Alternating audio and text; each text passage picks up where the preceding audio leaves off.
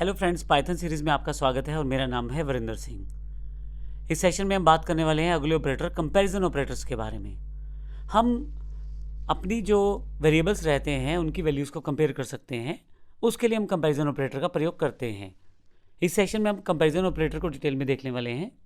Comparison operator का प्रयोग किया जाता है जहाँ पे आपको दो वेरिएबल्स की वैल्यूज़ को आपस में कंपेयर करना है। इसके लिए हमारे पास काफ़ी सारे ऑपरेटर पाइथन में पहले से अवेलेबल हैं। यहाँ एक एग्जाम्पल दिया गया है, x 10 है और y 5 है।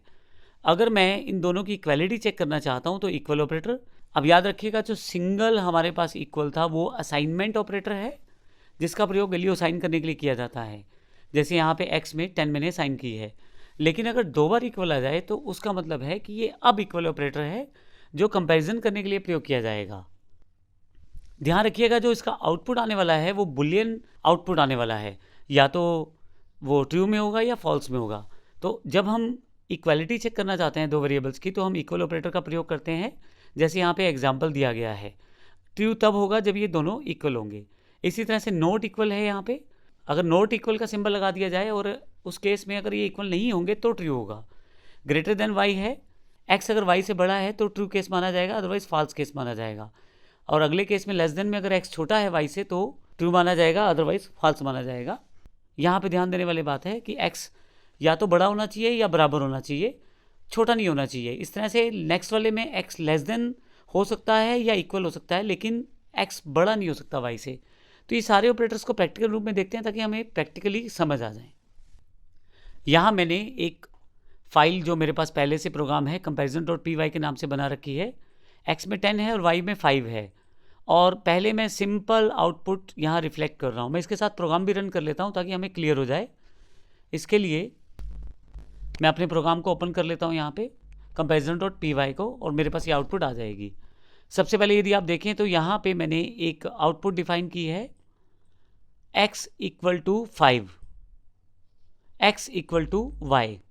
यहाँ देखें तो अगर आउटपुट इसका बराबर रहेगा तो आउटपुट मेरे पास ट्रू आना चाहिए, अदरवाइज फॉल्स आना चाहिए। लेकिन अभी मेरे पास x में 10 है और y में 5 है, और अगर मैं यहाँ प्रोग्राम को रन करूँ तो आप देखेंगे यहाँ पे x में 10 है, y में 5 है, और ये दोनों बराबर नहीं हैं, और ये दोनों बराबर नहीं है, इसलिए यहाँ पे फॉल्स आउटपुट आया है।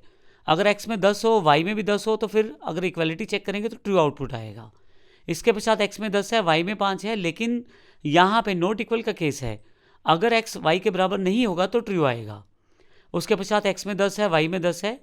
अब यहाँ पे क्योंकि x y के बराबर है और x not equal to y होना चाहिए तो इसलिए आउटपुट फॉल्स है।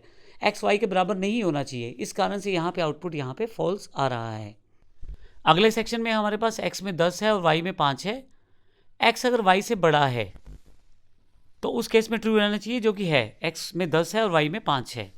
उसके पश्चात दोनों बराबर हैं तो देखिए यहाँ फॉल्स आउटपुट आएगा। रीज़न, x और y बराबर तो हैं, लेकिन कंडीशन ये कहती है कि x y से बड़ा होना चाहिए, जो कि नहीं है। इसी तरह से अगला एग्जांपल यदि आप देखें तो x में 5 है और y में 10 है। यहाँ ध्यान रखिएगा, x में वैल्यू छोटी है और मैं ये चेक करना चाहता हूँ कि x छोटा होना चाहिए y से, जो कि है। 5 छोटा है y से, इसलिए ट्रू आउटपुट है।